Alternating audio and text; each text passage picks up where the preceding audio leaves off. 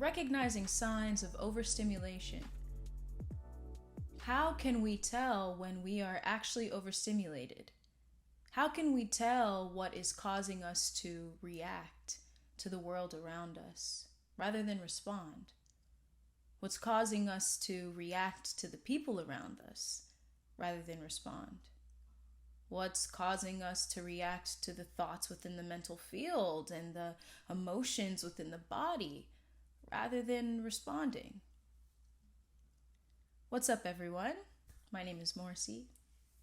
I'm here to empower you on your journey of self-discovery, purpose, and transformation as a spiritual teacher and guide. If you're new to this channel, welcome. And if you're not, welcome back. It's been a bit. I've been doing Here Now Live for quite a bit and felt inspired to come back and make some, I'd say, medium-sized content for you all, because with the evolution of social media, there's now short form, long form, and medium form. Well, at least that's how I see it.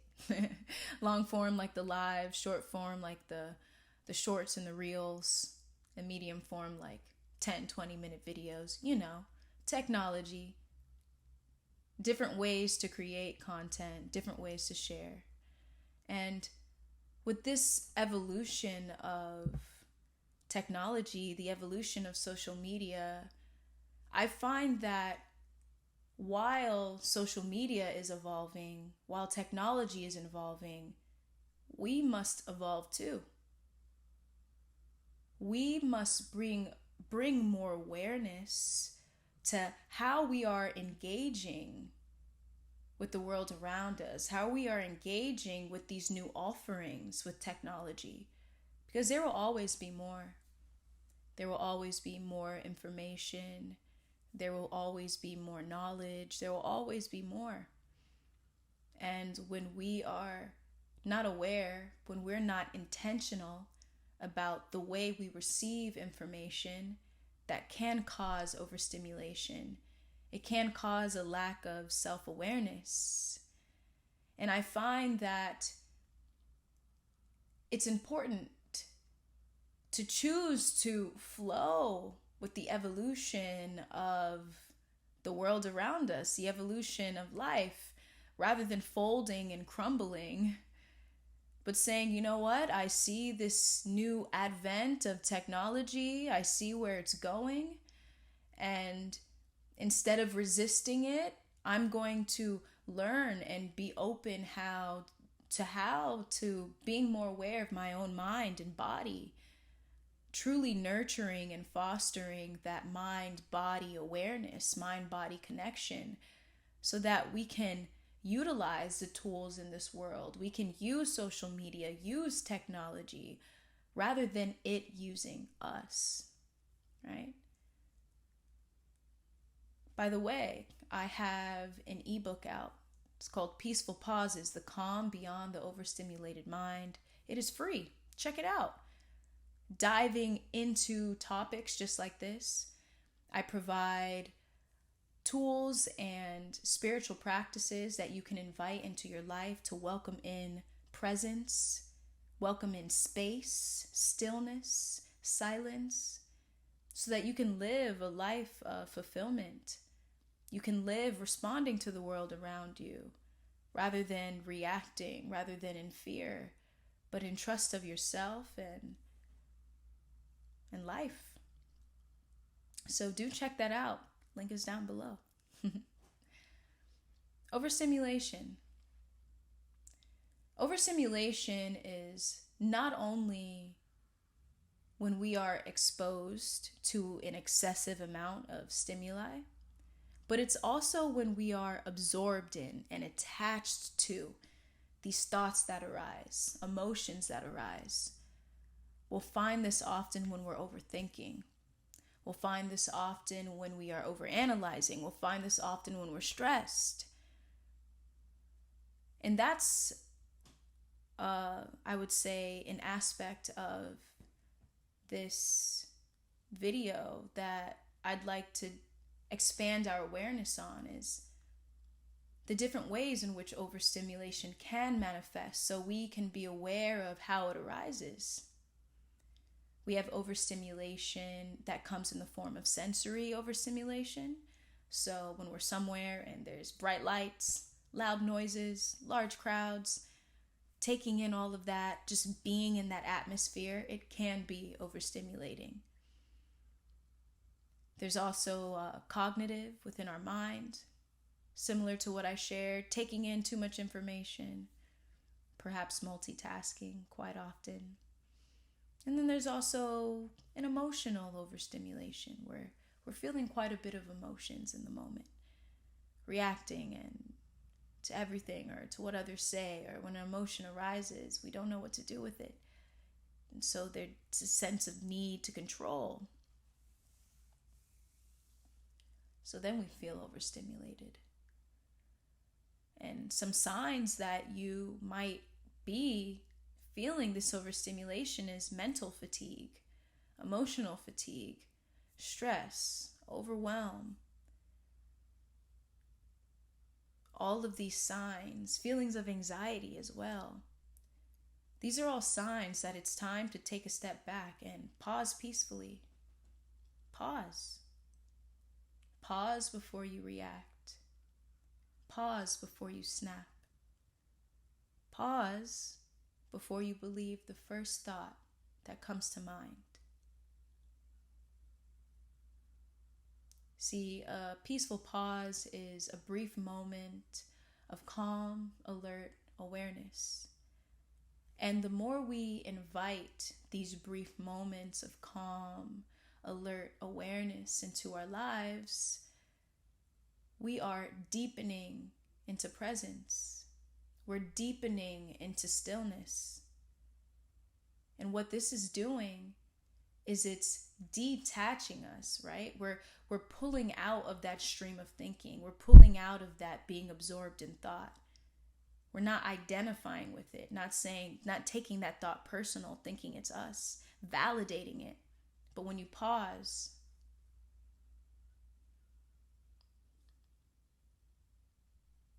even just for that moment, that second, whatever it is, you have transcended thinking. You've transcended thinking because you are no longer attached to it.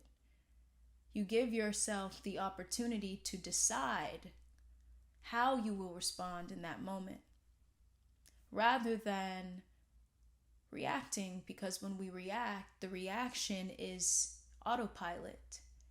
The reaction is this conglomeration of all the habits that we once held in the past in order to defend ourselves, in order to survive. Habits that we've created out of this feeling or need, once again, to protect ourselves or feeling to survive. But the more we invite in presence, we are not overusing this fight or flight response. We're not exhausting our body. We're not exhausting our mind. We're allowing ourselves to be here, fully in the moment. Recognizing the wholeness of the moment, right? And when I mention the present moment, some may ask, hey, what is the present moment, right? Why should I be present, and how does that align with overstimulation? I like to share that the present moment is everything that's happening, minus our thoughts about it, our critiques, our judgments, our expectations, what should be. Get it? The present moment is this moment as a whole. The wholeness of this moment, the fullness of this moment. It's untouched by criticism, untouched by judgment, untouched by thoughts about it. We're here fully receiving it as it is.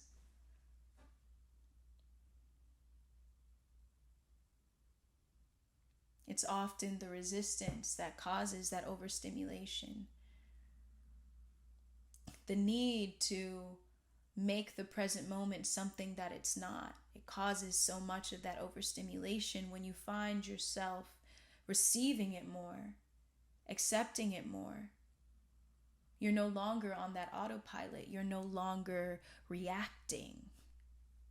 You're no longer taking in and identifying with that fear, with that need to protect.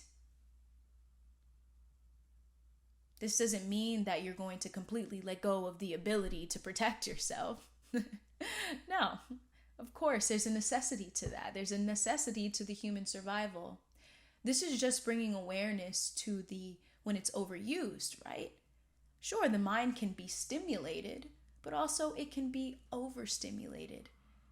Sure, there is protectiveness, but then there is an overprotection.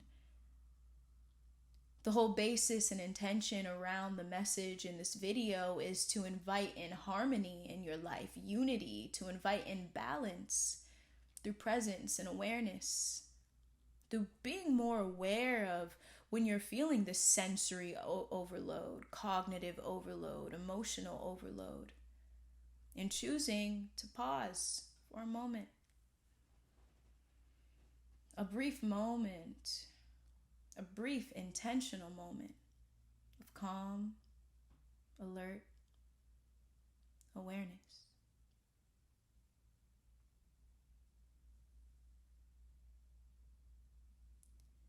I'll share that some things that I like to do or not do to invite in more of this presence is something I like to call doing nothing consciously. Now, the mind might hear that and mean, whoa, that sounds really boring. Boredom. Mind might be like, nah, it's not enough stimulation for me. I'm sorry, man. Doing nothing consciously. Awareness of doing nothing. You're bringing your fullest awareness to the aspects of life that are less stimulating. You see, if you're here and you truly have the intention on going beyond this overstimulation, recognizing the calm beyond the overstimulated mind, it's important to invite in these moments of awareness, of nothingness, of space. This nothingness can be as simple as just being here. You're not necessarily doing anything, but it's really a matter of being. It's awareness of being. You see, the more we bring in awareness of our being, then the less we feel we have to do all the time. Get to the next step, right? We're talking about balance here. This relieves us. It allows us to relax. It allows us to rest, rejuvenate, allowing us to invite in not only the masculine energy, but the feminine energy, embracing both aspects of ourselves, right? That masculine energy is the doing, the feminine is the rest. And both are counterparts. They are inevitable counterparts that work together. And so often with overstimulation, it's too much of the doing. It's too much of the taking in. It's too much. Let's invite in a little bit of relaxation. Let's receive the silence, the quietude. Bring awareness to stillness, that calm within. Bring awareness to spaciousness, expansiveness, openness, no longer attached to the stream of thinking. So I encourage you to take in moments and do nothing consciously. I coined that. It's like, do nothing consciously. This is what happens when, I go outside, I sit on the grass, grounding, earthing. You got your bare feet on the earth, connecting to the earth's energy. You sit down on your blanket, you just sit there and you're being, aware of being, doing nothing consciously. Even if you do that for a minute, it's enough. It's like a peaceful pause. Even if you do it for a minute, a second, it's enough. Truly, it's enough. And the more you invite that into your life, the more you invite in space, you'll begin to see how this overstimulation, it dissolves, especially in the moment. Not only can you invite this in the moment, but it's important to peaceful pause when you're not overstimulated. Key takeaway here, okay? This is where I found that it is so, you can truly recognize your growth. If you want to be aware of how often you are reacting versus responding, it's very important to invite in peaceful pauses when you're not overstimulated. So that when you do notice this overstimulation, what happens is it's easy to recognize and return to this baseline of calm, baseline of peace, baseline of centeredness, because you recognize it more. It's difficult with all that chaos, with all the stimulation in the mind and the body, to recognize it. There we go. It's difficult to recognize it when all of that's happening, if that's the only moment we are inviting in peaceful pauses. Peaceful pauses should be invited in any moment, any time of the day. This is something you can do anytime, anywhere, just like observing the mind and noticing the mind. You can set aside time if you'd like, and you can do it while you are driving. You can do it while you are grocery shopping. You can do it while you're in an interaction, a social interaction with others. Invite this in. Right? Observation of the mind, doing nothing consciously, bringing awareness to your body.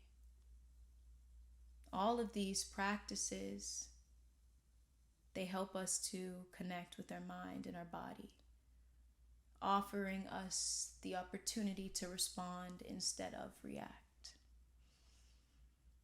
If you enjoyed this, I highly encourage you to check out that free ebook, Peaceful Pauses, The Calm Beyond the Overstimulated Mind.